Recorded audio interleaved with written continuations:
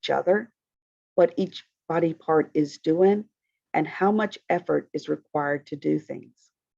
It helps us walk across the room without bumping into things, climb a jungle gym, or hold a pencil to write appropriately. This is one of the most important senses, I feel, because it can be not only regulating, calming, and soothing, but it can also be alerting. So if you're overexcited, if a student is overexcited and has a difficult time concentrating, um, provide proprioceptive input. It will calm them down and help them feel more grounded. Or if a student is feeling drowsy, provide proprioceptive input because it will alert them more. This is my go-to input, and this is one you should consider providing when in doubt. And a lot of times, kids love proprioceptive input. Those proprioceptive seekers, those are the ones that like to jump. They may push the doors or tools or chairs roughly. They may flap their arms or throw themselves around and crash to the floor and into things. They like that rough and tumble play.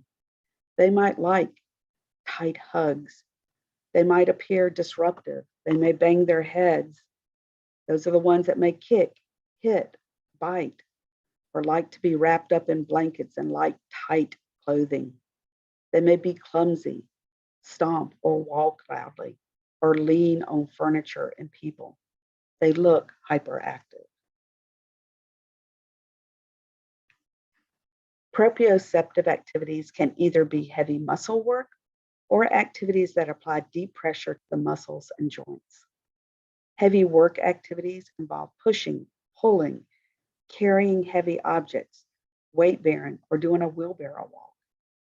Deep pressure, or where you're providing tight hugs or wrapping a student up in a blanket very tightly.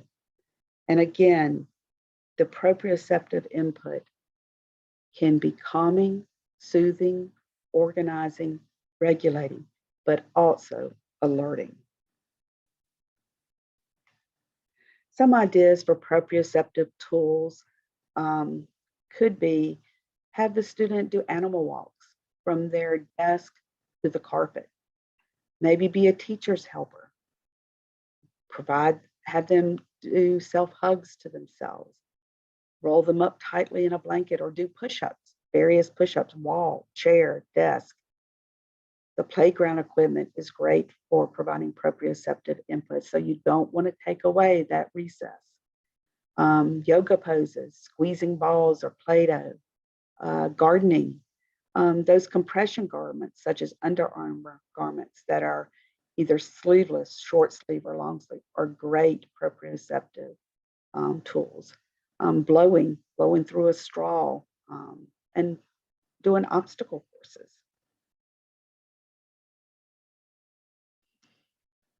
The oral motor system is what goes on in the mouth. It allows one to taste, chew, swallow, and communicate. It tells the brain if something is hot, cold, mushy, chewy. And oral sensory input is one of the most effective ways to self-regulate and support attention to task. Here are our oral seekers, the ones that chew on the clothes and put things that are inedible into their mouths, like pencils or toys. They chew their hair or their nails. And then you have the oral seeker of the oral avoiders, the ones that avoid certain foods. There's a lot of benefits to providing oral sensory tools. It helps to improve focus, concentration. It increases attention and provides calming input. One of the easiest ways to incorporate oral sensory input is through food that parents may send for lunch or snacks. Calming snacks are the ones that are sweet and chewy. Alerting snacks are the ones that are sour, bitter, or crunchy. Other oral sensory tools, first of all, you want to make sure that when you provide oral sensory tools, that you provide age-appropriate tools. For instance, at the bottom of the screen, you see the little boy at the bottom using dog tags that are chewy and stuff. This might be more appropriate for the older kids versus wearing, to the left of that, the jewelry, which may look less age appropriate for them. Crazy straws are great for providing oral sensory input. It provides a lot of effort and resistive sucking, so it's providing a lot of input there. When you look at the water bottles that children bring in, the Camelback water bottles have a bite valve, so they have to bite to use the straw, which is again providing more oral input. Or you have the sports top water bottles that have resistive sucking versus the ones that just pour into your mouth. It's important to figure out how to store these oral sensory pools too, because a lot of times, you don't want the kids just laying them, on the floor or on a table where it's picked up by another student. So, consider, what you're going to do, how you're going to store them. Pinwheels, blow toys are great oral motor tools, bubbles for the preschool kids. The olfactory system is about what you smell. It helps one differentiate between odors and determines if they are dangerous, foul, strong, pleasant, or faint. Think about what your favorite meal is, your favorite baked treat, perfume, or flowers. What do these smells evoke in you? Happiness, positive thoughts, or happy memories? Think about smells like a gas leak, or food burning, or spoiled food. These can trigger negative thoughts. Our sense of smell is the strongest of the 8 senses and is the one that is most tied to memory and emotions. 75% of all emotions generated each day are due to smell. Scent impacts mood, concentration, memory recall, and emotion.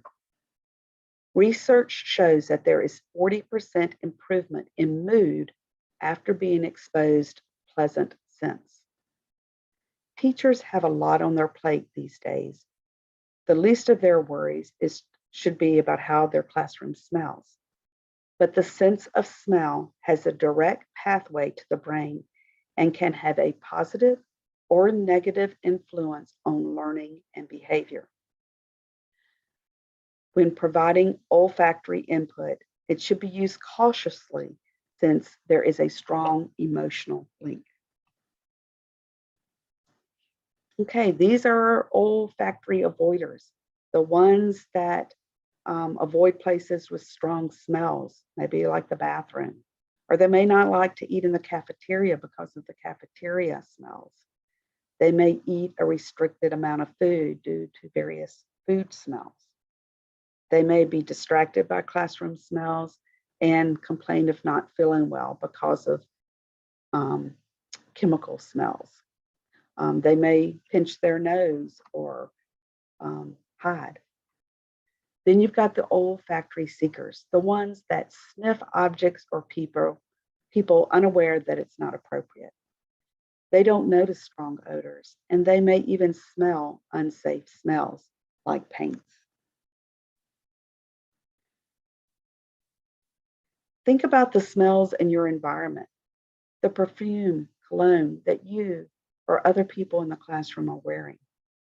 Think about air fresheners, sanitizer wipes, the shampoos that children use or that you use, soaps, lotions, aromatherapy. Even think about the cafeteria smells. Be aware of these different smells and their possible impact on students. Students can be sensitive or have allergies to certain smells, and some smells can trigger certain emotions. Some strategies would be to use fragrance-free or odorless cleaners, Maybe the child needs to eat in another room instead of the cafeteria because of the smells. Maybe use preferential seating away from classroom odors or use a certain air freshener. Different scents can be calming and some can be alerting. Cinnamon, peppermint can be alerting.